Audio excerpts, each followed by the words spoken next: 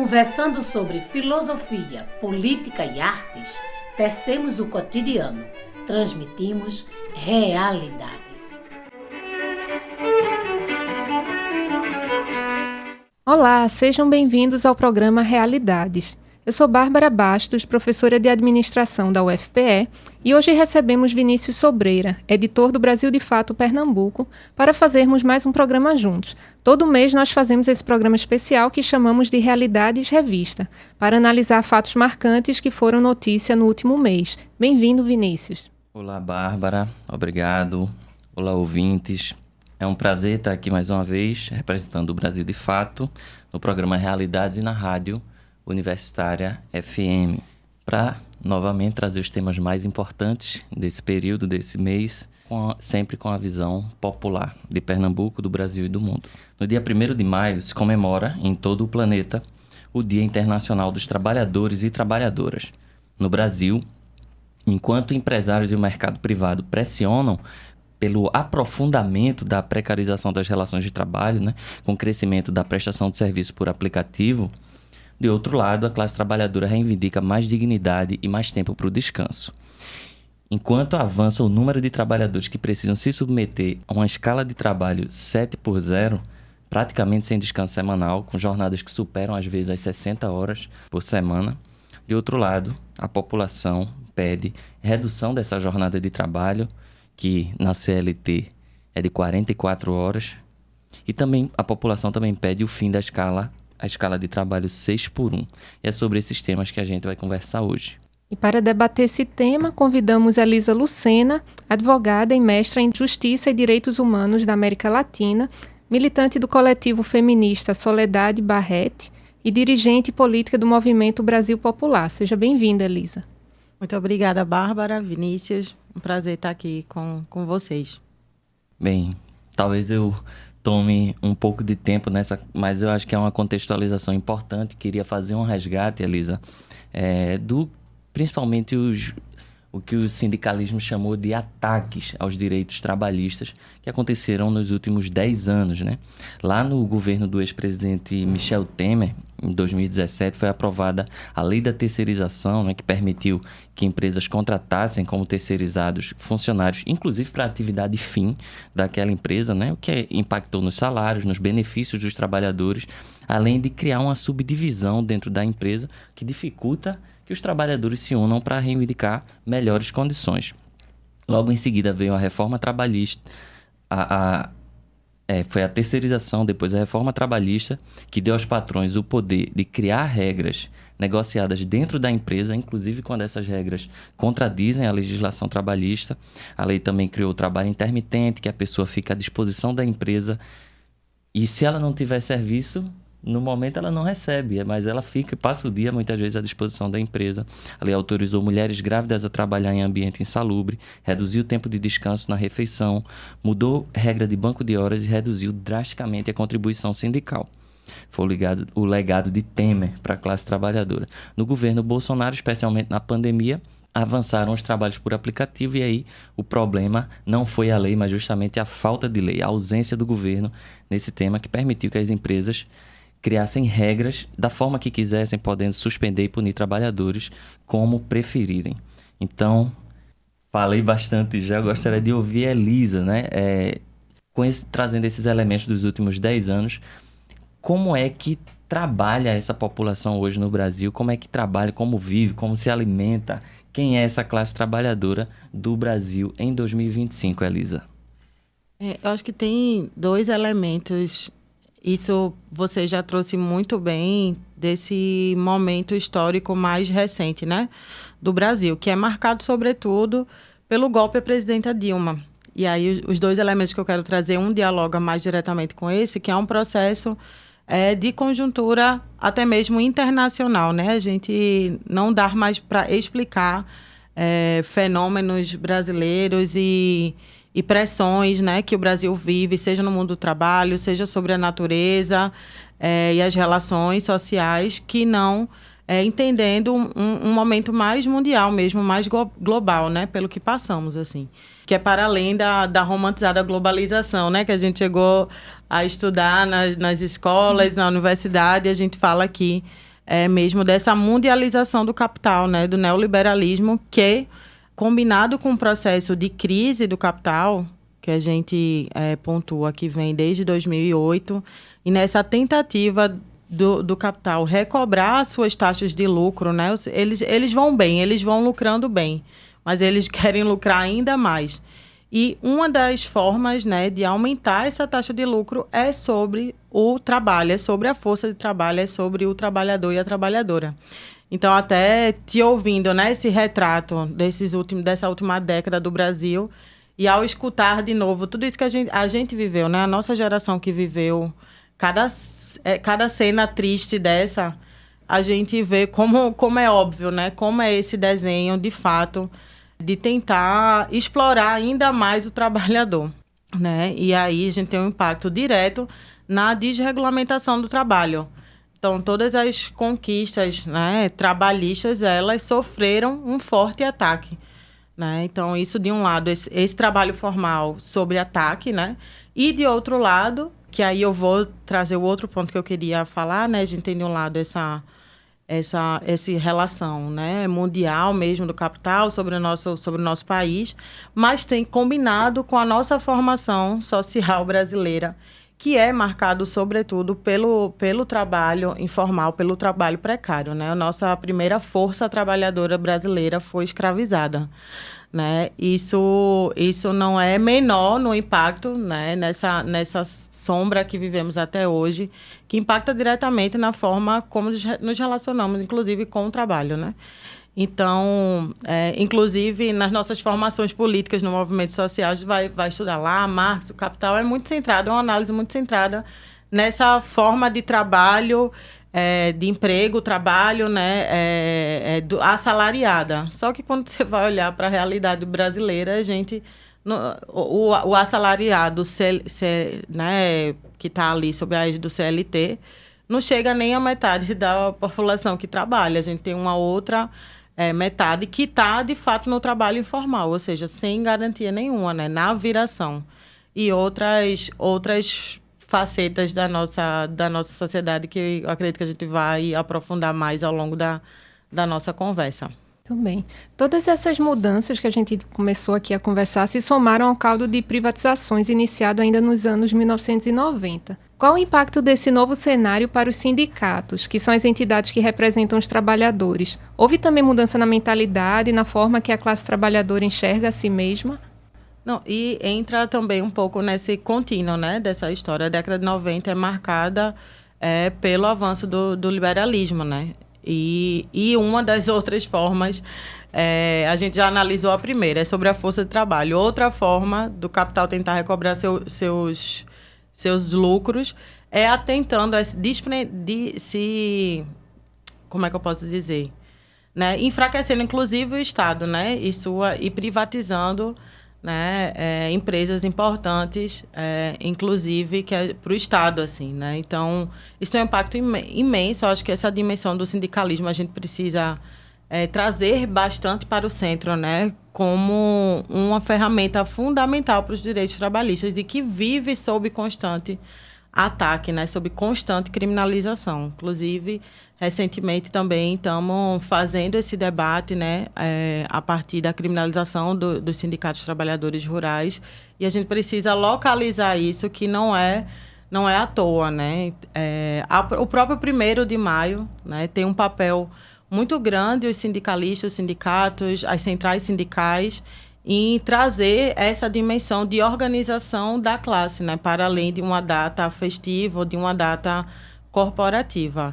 E a gente vem vivenciando um período em que está muitíssimo difícil, né, de um sindicalismo enfraquecido, né, enfraquecido por essas pressões, enfraquecidos por essas novas formas de relação, de emprego, de trabalho, mas também por um processo de criminalização e por um processo do neoliberalismo também, que afeta, né, a ideia do trabalhador, essa ideia de empreendedorismo, essa ideia de individualismo, né, de vencer sozinho e de não ver. A gente vem fazendo até um debate recente dessa própria recusa da própria CLT, né, de uma juventude que recusa a própria CLT, assim. Um debate que a gente tem feito, inclusive, é de olhar para esse fenômeno não tão somente, meu Deus, que absurdo e tal, mas também entender de fundo que insatisfação é essa que está com as próprias relações de trabalho, né? Então, se tu te imagina sendo mais feliz e próspero, né, numa relação que não te obrigue a trabalhar X horas semanais, em modelo, né, que te amarra muito, muitas vezes sendo humilhado, né, sendo subjugado. Essa semana passada a gente teve uma importante audiência na Assembleia Legislativa do Estado sobre os processos de assédios que sofrem os bancários. Então, se a gente olhar um pouquinho mais para dentro, né, de como que está essa relação do trabalho, é super importante os direitos trabalhistas, mas não dá conta, né, de uma série de assédios e de limitações que sofre esse trabalhador. Mas, né, há uma ilusão aí também, porque esse empreendedorismo, esse individualismo, hoje está mediado por plataformas, né, e está simplesmente ofuscando esse patrão. O patrão existe ainda, ele só está um bocado mais distante desse trabalhador, dessa trabalhadora. Isso. A solução acaba sendo individualizada, né, para escapar dessas amarras das relações de trabalho. Bem, tentar trazer aqui um perfil também. No Brasil, segundo os dados do Ministério da Economia, dados de 2022, os setores com mais trabalhadores contratados são de comércio e serviços, números próximos aí de serviços com 8,5 milhões e comércio com 7,2 milhões de trabalhadores contratados. A indústria vem em seguida com 4,9 milhões. E aí vem trabalhadores de aplicativo, né? Como estão aí no informal. E, claro, nessa lista daqui são trabalhadores contratados, não entra a imensa quantidade de trabalhadores ambulantes e outros trabalhadores de comércio e serviços que não são regulados, ou que não são regularizados. Bem, os números atualizados que encontrei sobre trabalho de aplicativo são 2023. O IBGE apontou mais de 2 milhões de trabalhadores nesse grupo, sendo metade deles tendo o aplicativo como única fonte de renda, né? Em quinto lugar só é que vem os trabalhadores de agricultura, com pouco mais de 1 milhão, que eu acho bem pouco num país com tanta terra, né? Então eu queria saber, Elisa, o Brasil está realmente caminhando para ser um país moderno, que a gente escuta falar isso, a modernização das relações de trabalho. O Brasil vai alcançar uma situação de trabalho moderna e próspera nesse caminho? Qual vai ser a realidade da classe trabalhadora nesse caminho que a gente está trilhando aqui no Brasil? Tem que ter uma decisão política muito forte, né? Porque eu acho que esse debate a gente linka diretamente com um debate sobre soberania do nosso país, né? Como a gente já conversou aqui, né? No primeiro momento, o Brasil se ergue, né? Quanto nação, quanto país existia outro Brasil aqui antes, né? Estamos falando dessa fundação do nosso país a partir da colonização, né? Do trabalho escravo, e segue-se até hoje, né? Com um papel na geopolítica mundial. É visto como o Brasil são grandes terras para a produção de bens primários, né? A gente vê aí a produção da soja, a produção de milho para exportação, assim. Então, o que é que eu quero dizer? Não há uma decisão política interna, não há uma, como a gente fala nas nossas formações, inclusive, não há uma burguesia nacional capaz de sustentar um debate de soberania do país que iria linkar a gente diretamente com uma decisão pela industrialização do país, né? Ou mesmo agora, né, que a gente está aí no embate das tecnologias 4.0, que é de uma decisão da gente investir em formação e independência tecnológica, inclusive, né? Então, a gente é relegado muito um papel, eu não diria secundário, né, nessa lógica, porque é fundamental, né? Na divisão internacional do trabalho, o Brasil tem um papel limitado, e aí a gente tem forças, né, que atuam para que se mantenha nesses termos, né? É um trabalho desregulamentado, é um trabalho que sai mais barato para o grande capital, né? É um trabalho que atrai as eólicas, é um trabalho que atrai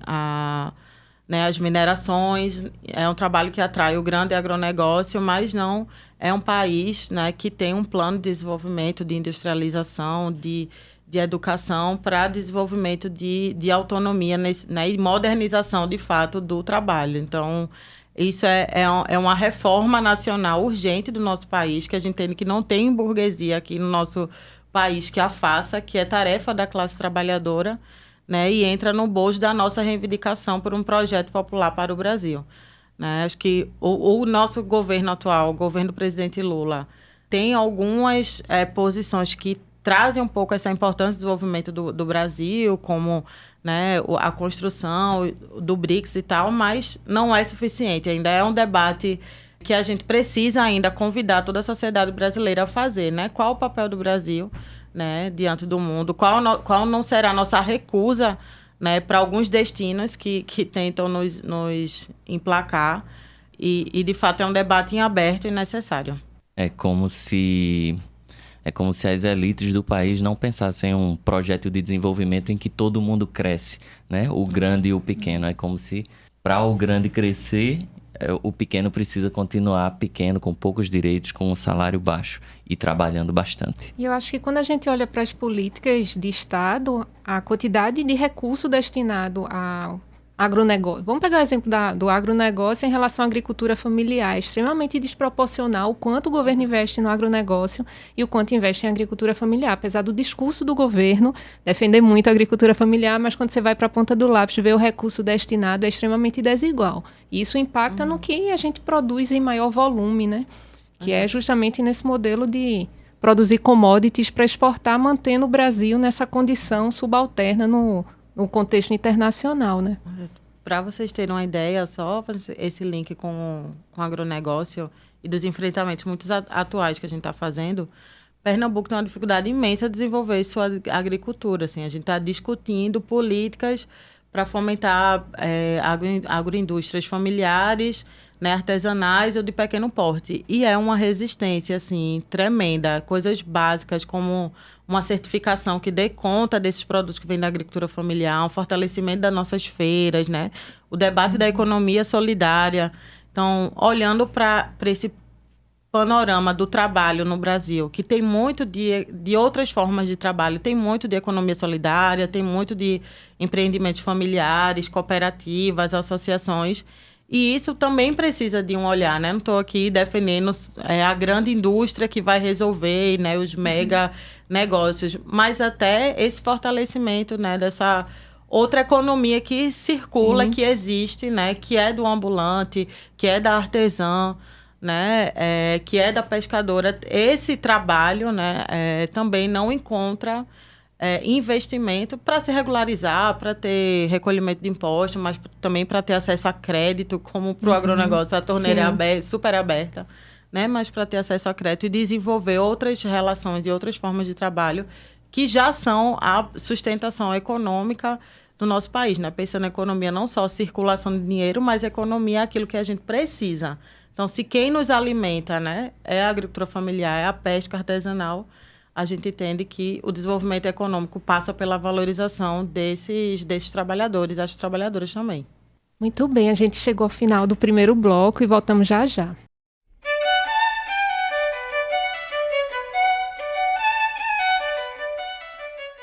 Em breve seguiremos tecendo realidades.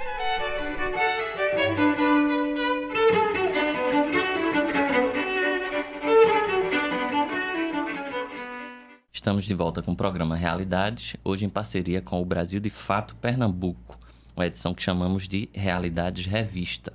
E estamos aqui com a advogada e mestra em Direito, Elisa Lucena. O tema do Realidades de hoje é as lutas atuais da classe trabalhadora no Brasil. Bem, Elisa, no bloco anterior, a gente falou sobre quem é essa classe trabalhadora, as mudanças e perdas de direito ocorridas principalmente nos últimos 10 anos, mas agora eu lembro que foi justamente um jovem negro, trabalhador do comércio, o Ricardo Azevedo, né, conhecido como Rick Azevedo, que começou a publicar vídeo em redes sociais expondo a realidade de quem trabalha na escala de 6 dias de trabalho semanais e apenas 1 de descanso, a tal da escala 6x1. Muita gente acabou se identificando com esses vídeos que viralizaram e surgiram 2 iniciativas. Uma foi o movimento VAT, que significa Vida Além do Trabalho, e um abaixo-assinado online, que quando eu olhei hoje, já estava beirando aí os 3 milhões de assinaturas. Só como comparação, a famosa lei da ficha limpa teve metade disso, tá?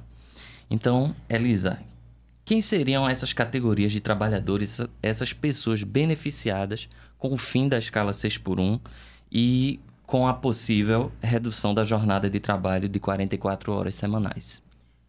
É isso, né? A mudança que está sendo proposta, ela impacta diretamente os trabalhadores que estão, né, protegidos pela consolidação das leis do trabalho. Mas acho que abre o próprio lema, né, do movimento, que eu acho genial, assim, né? Vida além do trabalho. Acho que abre um profundo e longo debate, porque para a gente dar conta, né, dessas outras relações de trabalho que estão totalmente desprotegidas, a gente tem que ter uma engenharia maior, assim, né? Inclusive pensando em trabalhadores por aplicativos, por exemplo, que não dá para ignorar a necessidade de regulamentação desse trabalho também, né? Mas é isso, né? Tem um beneficiário direto, mas tem um debate colocado para a sociedade que eu vejo que o próprio movimento, até o próprio apoio, né? A APEC, que a Erika Hilton, em parceria com o movimento, protocolou, que retoma outras iniciativas que outros parlamentares de esquerda já vinham provocando no Congresso Nacional. Ele abriu um grande sentimento do nosso país, assim. Então, eu vejo que se popularizou muito o debate, assim, pegou. Estava comentando isso até ontem com um colega, assim, vendo blogueiras de vida saudável na internet fazendo reflexões sobre o que significa uma escala 4x3, por exemplo, fazendo referência aos nossos últimos feriadões. E não, gente, foi super possível, todo mundo sobreviveu, né? Trabalhando 4 dias por semana e folgando 3. Então, acho que é um debate que popularizou muito, né? Porque dialoga, de fato, com um sentimento muito comum de exaustão desse trabalho, né? Como a gente já conversou. Essa pressão está muito grande, está uma verdadeira panela de pressão, né, sobre o trabalhador e sobre a trabalhadora, independente da sua forma de relação, assim. E já que estamos falando das mulheres trabalhadoras, neste domingo, dia 11, o Brasil comemora o Dia das Mães. Talvez você esteja ouvindo esse programa no domingo, que é o dia que a gente reprisa. E já sabemos que as mulheres, e especialmente as mães, são submetidas a jornadas duplas ou triplas de trabalho. Eu me identifico pessoalmente com isso. Então, como essa redução da jornada de 44 horas e o fim da escala 6x1 poderiam impactar na vida das mulheres? Muitas dessas mulheres, né, a gente pensa diretamente de algumas formas de trabalho que estão nessa escala 6x1, sobretudo no comércio, né? Você se remete logo ali ao shopping e outros comércios, assim, né? Então, são mulheres que estão sendo privadas, né, de construir outra relação com a sua família ou com a sua comunidade. Porque isso aí é o próximo passo, né, que fica ali para a mulher dar conta. É o trabalho de mercado, é o trabalho doméstico. Então, que dirá o lazer, ou a folga, né, ou o desenvolvimento pessoal, profissional, outras escolhas que essa mulher possa fazer. Definitivamente, né, a escala 6x1 é desumana, não é aceitável, não é tolerável. Acho que, inclusive, essa reivindicação ela é muito acertada, né? Porque é de uma violência muito grande a escala 6x1.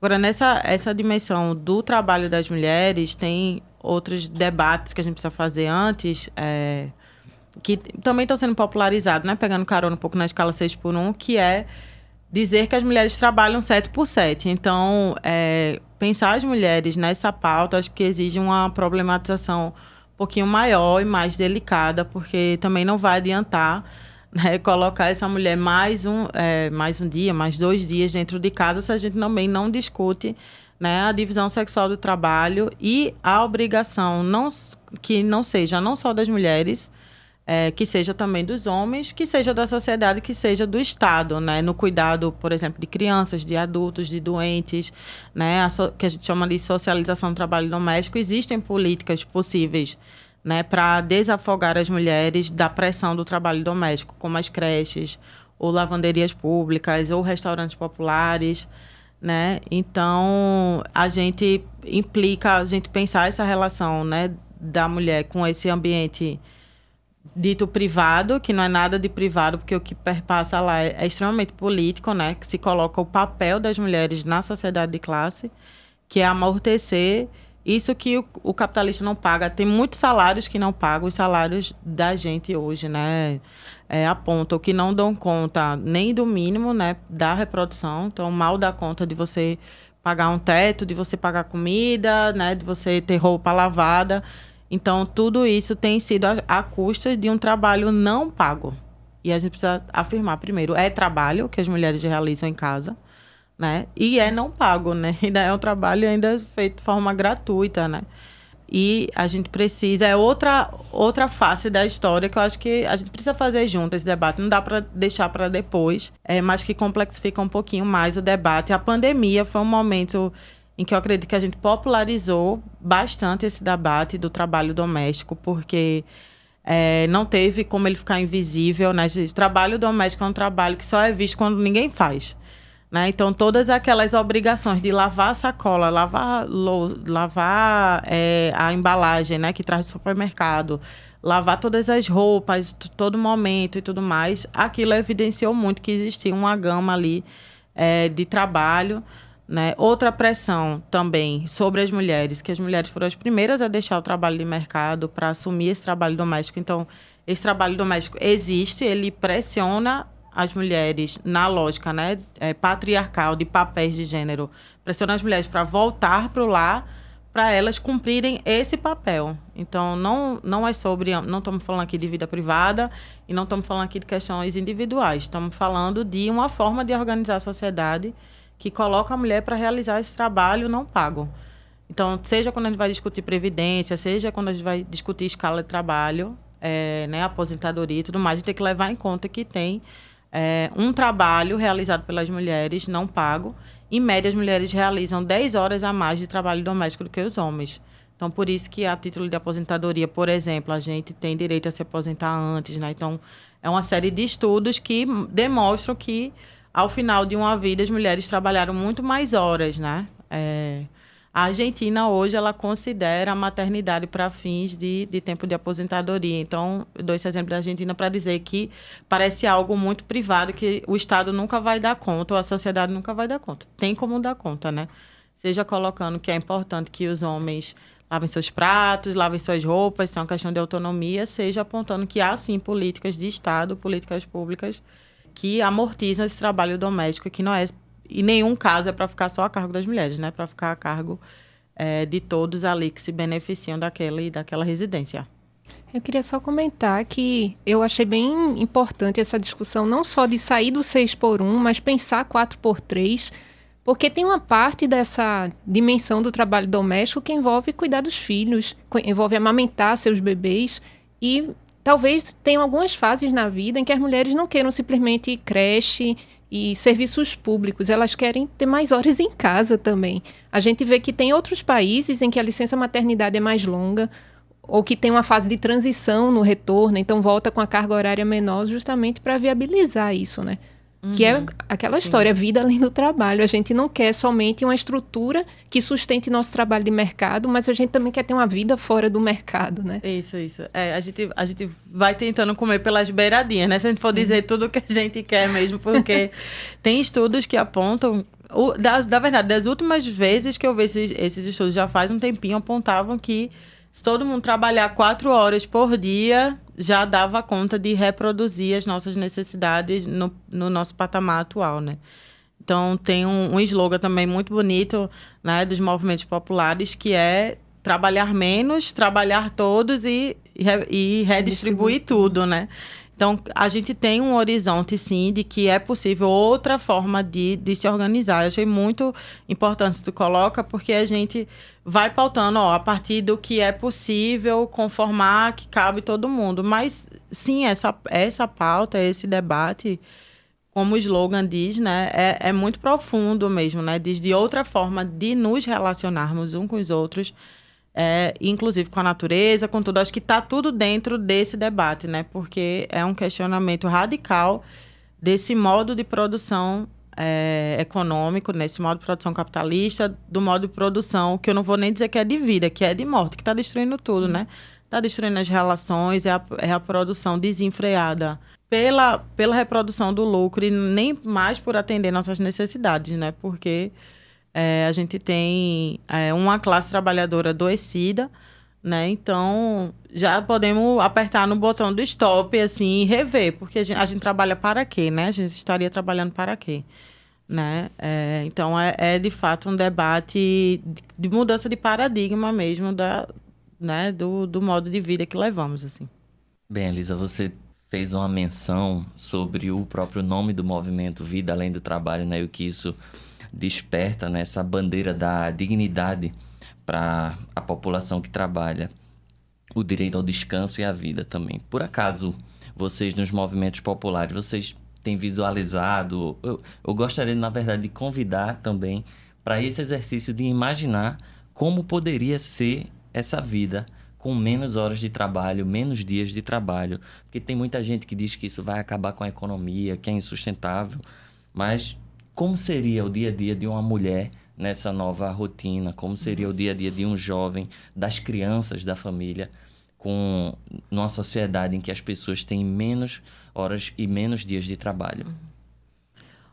Acho que as necessidades já estão bem colocadas, porque o modo que a gente vive hoje já não cabe muitas coisas, né? São muitos os relatos de almoçar na marmita, se deslocando, ou no trabalho, já de frente ao computador, ou de passar 4 horas diárias em deslocamento para o trabalho. Então, só se tu somar essas violências, assim, né? E deixar elas um pouquinho mais razoáveis, acho que já é muito palpável imaginar que outra vida seria essa, assim, né?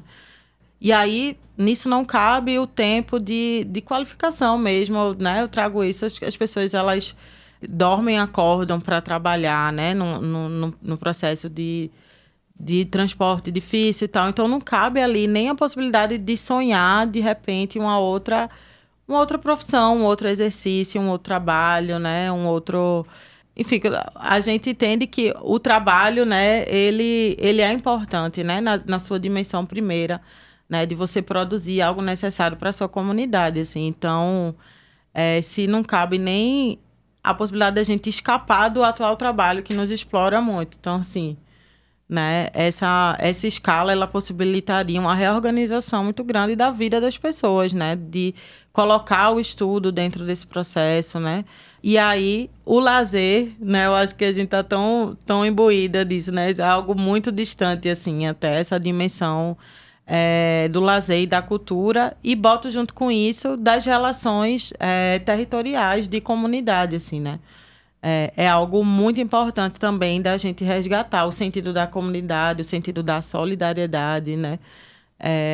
Isso vão ter tempo para isso, né, vai ser muito importante e muito benéfico, porque isso está diretamente ligado à saúde mental, inclusive, né? Os dados apontam, assim, esse isolamento, essa solidão coletiva, né? Desse individualismo e desse tempo tão apertado para tu fazer o que é necessário no teu dia, assim, te coloca num processo de isolamento. Isso tem um impacto, né, na saúde mental imenso. Então, ter tempo para ir na vizinha tomar um café, né, ter tempo para não perder nenhum aniversário familiar, né, ter tempo para rever amigas da escola, né, eu acho que são tempos muito preciosos que são fundamentais também para a gente viver bem, né, para a nossa saúde mental.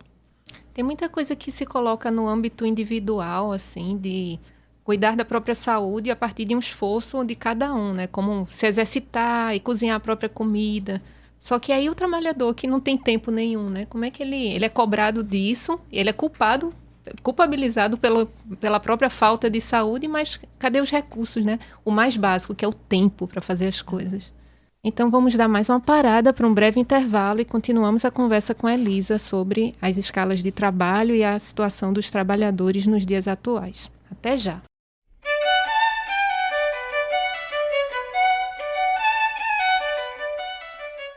Em breve seguiremos tecendo realidades.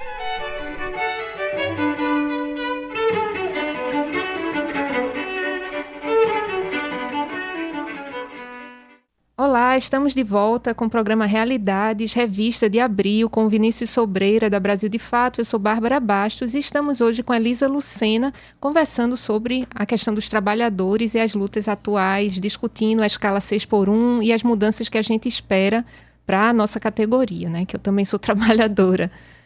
Elisa, a redução da jornada de 44 horas semanais é uma pauta antiga, encabeçada pelas centrais sindicais, mas é uma pauta que estava meio esquecida e ganhou um novo fôlego aí com os vídeos, com a mobilização de Rick Azevedo. Mas lá no Congresso Nacional, em Brasília, quase que a deputada Érica Hilton não conseguiu colocar esse projeto para tramitar, esse projeto de reduzir a escala de trabalho. Isso, gente, não é para aprovar não é para aprovar a PEC, não. É para ela entrar em debate. Os deputados não queriam nem que esse assunto fosse debatido. E muitos deputados, inclusive aqui de Pernambuco, não queriam realmente que essa PEC tramitasse lá no Congresso, né? Então, Elisa, eu pergunto por que alguém defenderia que essas jornadas exaustivas de trabalho precisam continuar? Por que um deputado ou alguém... O que essa pessoa ganha com isso, defendendo que a classe trabalhadora continue sendo submetida a uma jornada tão exaustiva de trabalho? Sim, a gente conversou um pouquinho no primeiro e no segundo bloco desse papel do capital internacional e da ausência de uma burguesia, né? Então, a gente tem, afora os representantes da classe trabalhadora, né? Dos partidos de esquerda, enfim, do PT, do PSOL, a gente tem... esses outros partidos, hora ou outra, querem enganar, né, a classe trabalhadora, mas, de fato, eles não têm um projeto de país, não têm um projeto de nação e são, inclusive, capachos desse imperialismo, né, norte-americano aí em crise e dos bilionários, né, e dessa relação mesmo desse capital internacional. A gente vê várias cenas bem caricatas disso, né, desde de saudar a eleição de Trump, de ir para lá. Isso tudo deixa muito evidente que o discurso deles de patriotismo é retórico, porque quando está na pauta, né, algum direito que vá avançar na construção da soberania do nosso país, né, que passa aí, primeiro, pela dignidade dos nossos trabalhadores e trabalhadoras, eles são contra, né, porque, de fato, eles não respondem aos nossos interesses nacionais. Mas você diz que eles são capachos do imperialismo. Esses deputados, eles se reúnem com Trump, com enviados de Trump. Como é que se constrói essa relação dos políticos com o imperialismo, com os bilionários, como você mencionou? Não, muito deles também tem seus interesses, né, guiados por isso, assim, né? Eles são eleitos pelas grandes empresas de comunicação, pelo agronegócio, né? Então, há uma interferência desse capital, inclusive na sustentação dessas figuras, né? A gente vê a figura de Bolsonaro, vê um processo muito mundial nesse processo, né? Ele não surge tão isolado. Tem outros perfis, mundo afora, muito parecidos, assim. E esse próprio avanço do conservadorismo, do fascismo no Brasil, como um processo mundial também, muito sustentado, inclusive, pelas plataformas digitais. Então, não sei onde eles se reúnem, porque eu acho que ele iria ajudar a gente até nesse enfrentamento mais direto, brincadeiras à parte, mas a gente vê que não são movimentações pontuais, né? Que há um entrelaço, assim, desses interesses, né? Então, para esse capital internacional, é muito importante que a gente tenha essas figuras no Congresso Nacional, nos parlamentos, no Executivo, que flexibilizam as leis trabalhistas, que flexibilizam as leis ambientais, e aí eles podem trazer a Tesla para, né, o solo lá da Amazônia, por exemplo. Então, é um entremeado de interesses, né, mútuos, e que os interesses da classe trabalhadora, os nossos direitos sociais, são apenas moeda de troca, né? Elisa, eu queria pedir para você falar um pouco desses bilionários aí. Por que o bilionário é um problema no mundo e por que a gente deveria falar mais desse problema? A gente traz, né, que não existe bilionário que não se constituiu a partir do saque, do roubo, né? O primeiro saque do nosso tempo, como a gente vem conversando, né? Sobre nossas horas de trabalho, sobre nossa vida, né? A vida da classe trabalhadora. Sobre os bens comuns, é a privatização.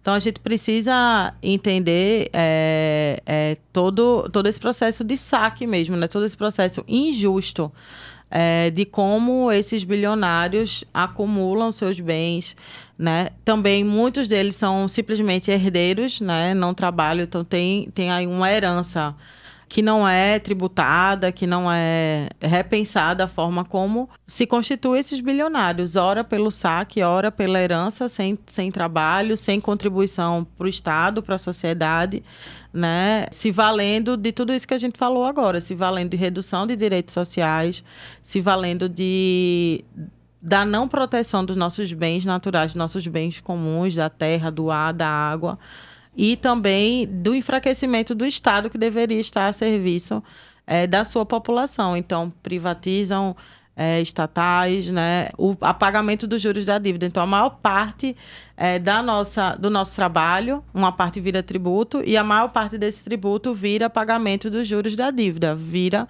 pagamento para banqueiro, né? Vira pagamento para bancos internacionais. Então, toda essa lógica, seja dos bilionários, seja do pagamento das dívidas dos países, a gente precisa rediscutir o quão injusto, que é injusto, é muito evidente, né?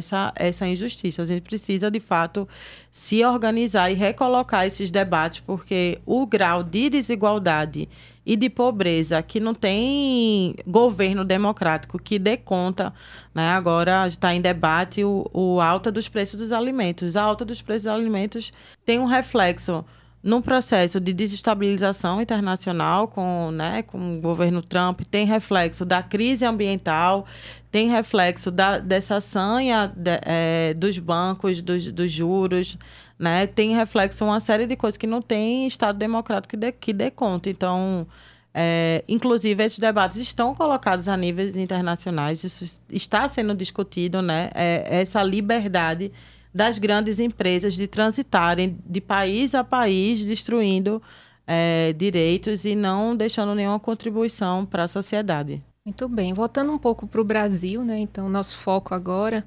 Segundo o levantamento do Brasil de Fato, a proposta de emenda à Constituição, PEC, que acaba com a escala 6x1, teve assinatura inicialmente de apenas 7 dos 25 deputados federais pernambucanos.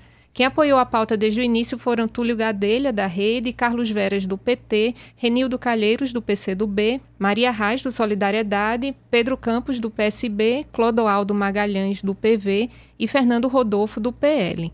Os 18 que não assinaram tiveram seus rostos expostos nas redes sociais, foram muito criticados, 7 deles mudaram de posição. Outros 11 seguem totalmente contrários à redução da jornada de trabalho, que são eles Clarissa Tércio, do PP, Mendonça Filho, Luciano Bivar e Fernando Bezerra Filho, esses 3 do União, Valdemar Oliveira, do Avante, Augusto Coutinho e Bispo Océsio, do Republicanos, além de 3 deputados do PL, André Ferreira, Coronel Meira e Pastor Eurico.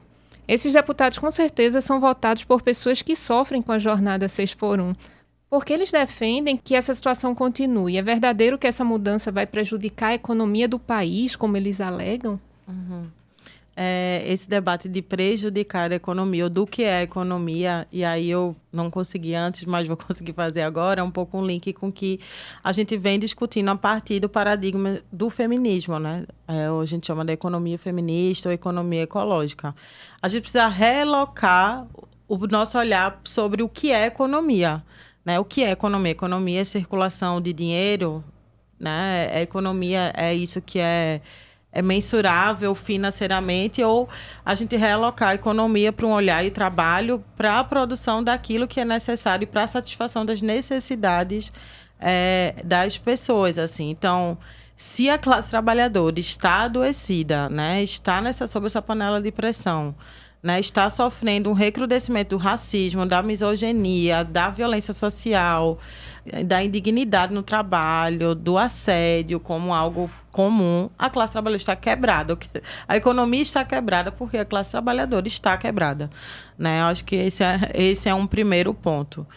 E aí a gente precisa realocar esse olhar e dizer que a nossa proposta é outra, que é sustentável, né? Sustentável na medida em que se produz o necessário, é sustentável na medida em que se tem uma relação sustentável entre o ser humano e a natureza, é sustentável na medida em que seja baseado em relações humanas sustentáveis, saudáveis, né? Então, é uma falácia deles. Eu acho que a maior discussão que a gente tem que fazer é sobre essa mais-valia, esses lucros do capitalista, é sobre a injustiça do nosso processo tributário, é sobre para onde está indo o dinheiro público, né? Porque sempre tudo vai quebrar, mas se você pegar o orçamento público, metade é para as dívidas, outra grande parte é de crédito para os grandes empresários.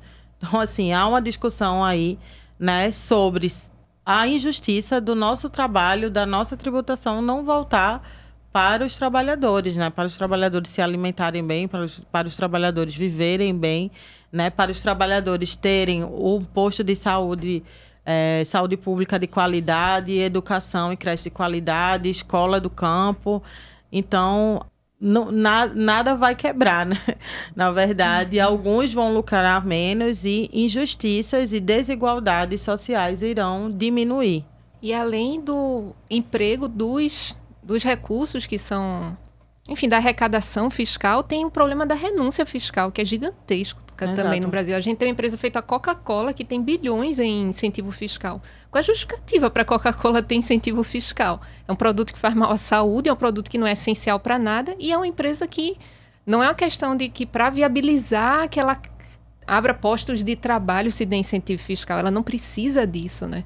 Isso é só um exemplo, a Coca-Cola, e tem inúmeros casos. Isso. É sempre essa lógica, né, de ser muito difícil para o trabalhador, para as associações, para as cooperativas, para os sindicatos acessarem, né, algum recurso público, né, para o movimento popular, inclusive para as organizações, para as ONGs, são extremamente criminalizadas, né, ao acessarem recurso público para desenvolverem políticas importantes. E a torneira é completamente aberta, né, para as grandes empresas, para as multinacionais. Então, há uma disparidade, uma injustiça muito grande na forma como a gente encara o recurso público hoje, né? Bem, Elisa, você trouxe ao longo de toda a entrevista uma série de atores gigantes, poderosos, né? Seja bilionários, brasileiros ou estrangeiros, o imperialismo, a lógica de organização dos países, a lógica de exploração do trabalho aqui no Brasil, os grandes empresários, a maioria dos políticos também estão todos do mesmo lado, formando aí um grande Golias, né? Enquanto a classe trabalhadora, apesar de ser maioria da população, a gente é o Davi da história, que a gente precisa pegar uma pedra e conseguir acertar para conseguir mudar esse cenário, né? A gente tem a eleição a cada 2 anos, a cada 4 anos, mas a gente na eleição vai lá e não foi dessa vez, mas a gente quer melhorar de vida, melhorar nossa saúde física e mental para ontem. A gente quer trabalhar menos para ontem, são pautas urgentes. Então, o que é que você tem aí para dizer sobre que iniciativas a classe trabalhadora pode ter para conseguir mudar esse cenário? Uhum. Estamos com uma iniciativa muito importante, necessária, estamos muito animados. Eu acho que primeiro que a gente coloca que não foi nenhuma ideia iluminada ou, né, assim, estamos com vontade de, é uma necessidade. Então, o plebiscito popular de 2025, né, os movimentos populares já realizaram outros plebiscitos populares, ou seja, eles não são oficiais, né, mas os movimentos se unem, né, dezenas, centenas de entidades representações da classe trabalhadora, dos sindicatos, partidos políticos de esquerda, movimento feminista, movimento negro, movimento camponês, se reúne para uma grande jornada de diálogo com a classe trabalhadora. E o plebiscito popular de 2025 traz 3 perguntas, né, dialogando com os temas da taxação dos super ricos e da redução da jornada de trabalho. A gente vai perguntar para a população brasileira se ela é a favor do fim da escala 6x1, se ela é a favor também da redução da jornada de trabalho sem redução salarial e se ela é a favor da taxação dos super ricos para a gente poder subsidiar a isenção do imposto de renda de quem ganha até R$5.000 de renda. Então, é uma necessidade porque, né, a gente entra em 2026 em mais uma eleição fundamental, né? Eu acho que desde o processo de instabilidade democrática, né, com o golpe de Dilma, o processo eleitoral ele ganha outra centralidade também ali, né? Como a gente conversou, é muito importante a gente não entregar de vez nossas representações a meros aliados e capachos dos planos do imperialismo e do capital internacional para o Brasil. A gente tem com Lula uma contenção, né, uma barreira ali sanitária contra esse avanço acelerado e brutal, assim, né? E 2026, isso vai estar em jogo de novo, porque mesmo a gente tendo vencido nas últimas eleições de Bolsonaro, e mesmo ele estando inelegível, futuramente preso, a burguesia já se reúne para propor um outro nome. Se agora mais palatável, mas que o projeto econômico é o mesmo, né? Aí provavelmente já tem o nome, não quero nem falar, nem para fazer propaganda gratuita. Então, a gente vai precisar ganhar 2026. A gente não vai ganhar 2026 se a gente não desde já, convidar a população brasileira para conversar sobre seus rumos, né? Então, são 3 perguntas que a gente vai fazer num grande mutirão de diálogo, né? Então, não é só as perguntas, é uma metodologia de educação popular, de trabalho de base, de diálogo com o povo, né? Uma perspectiva de convidar mesmo a população brasileira para fazer esse debate de forma contínua. O depósito ali do voto, né, que a gente tem pesquisas que indicam, né, que a maioria da população brasileira é a favor do fim da escala 6x1, é a favor da redução da jornada de trabalho sem redução de salários e é a favor da taxação dos super ricos. A materialização desse desejo do povo brasileiro, ele é uma etapa desse grande processo de a gente dialogar de fato sobre um projeto popular para o Brasil.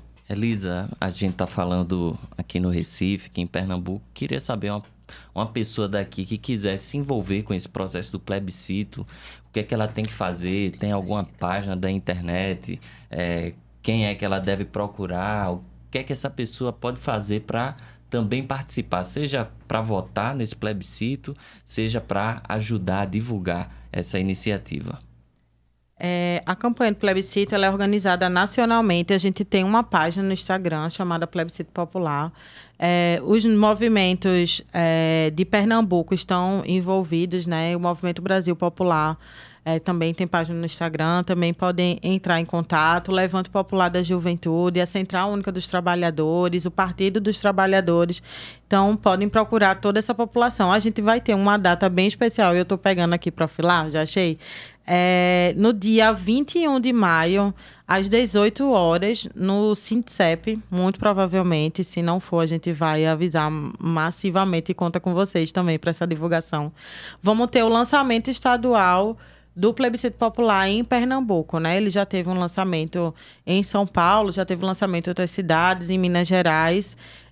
E o que mais nos empolga, né, nessa iniciativa dos movimentos é olhar para o lado e ver que o debate está colocado, né? As organizações estão fazendo, mas a universidade está fazendo, né? Vários outros atores públicos e já estão fazendo esse debate. Então, o lançamento do Plebiscito Popular, segundo disse a Elisa, numa quarta-feira, dia 21, daqui a 2 semanas, não é isso? Isso. Muito bem, gente. Chegamos no fim do programa. que foi apresentado por mim, Bárbara Bastos e Vinícius Sobreira, que assina também o roteiro de hoje. Este programa foi gravado no estúdio da Universitária FM, com apoio técnico de Alexandre Silva. A edição desse vai ser feita por mim também, e as redes sociais estão a cargo de Gabriel Tomás, Vitória Ribeiro e Luciele Silva, discentes da UFPE. Obrigada, Vinícius, pela presença no nosso programa e ao Brasil de Fato, Pernambuco, pela parceria. Obrigado, Bárbara. Obrigado, Alexandre, toda a equipe da Rádio Universitária. E obrigado, Elisa, por ter vindo aqui dar sua contribuição para o programa Realidades. Eu que agradeço à Rádio Universitária, ao programa Realidades, a vocês, sobretudo porque toda iniciativa que vem da universidade pública, né, que alia os estudantes aos profissionais e a universidade em prol, de fato, do nosso povo, assim, me empolga muito. É para isso que a gente luta por educação, pela universidade pública, e estamos muito felizes de estar aqui e contamos com vocês na divulgação do Plebiscito 2025. Pode contar, e muito obrigada. Lembrando que você, nosso ouvinte, pode nos escutar toda quarta e domingo às 18 horas, na 99.9 FM, na região metropolitana do Recife. Em outras cidades, você pode acessar pelo site radio.ntvru.ufpe.br. Além disso, estamos também nos melhores agregadores de podcast com o nome Realidades 99.9. Siga nossa página no Instagram, @RealidadesUFPE, o nosso e-mail é realidades99.9@ufpe.br e sigam também a Brasil de Fato Pernambuco. Para você que nos ouviu até aqui, muito obrigada e até o próximo programa.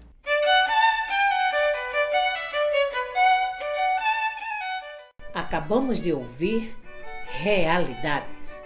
Oferecimento Proeste, UFPE.